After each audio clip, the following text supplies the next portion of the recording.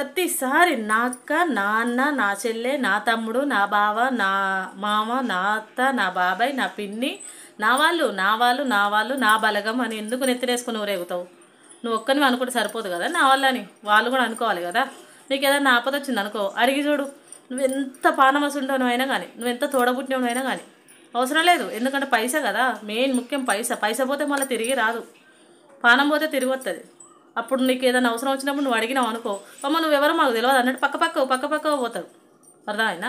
అదే మనిషి పోయినప్పుడు అనుకో, అమ్మో ఎక్కలేని ప్రేమలు, గుండెలు బాదుకుంటా వామో వయో అనుకుంటే గుండెలు బాదుకుంటూ పెడతారు.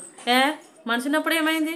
నీకు ఉన్నదంతానైతే ఊడ్చేయమని అడగలేదు కదా, నీకు ఎంత వీలైతే అంత సాయం చేయమన్నారు కదా. పానం అసుంటి ఏదో పానం పోయి అసుంటి ఆపదొచ్చిందేమో ఆదుకుంటే ఏమైంది? అప్పు లేని ప్రేమ ఇప్పుడెందుకు తన్నుకుంటా ఒక తీరుగా ఇట్లా తన్నుకొత్తది నీకు ప్రేమ? మనిషి వస్తాడు అప్పుడు? పనికి మాల ప్రేమలు, పనికి మాల బంధాలు వేస్ట్.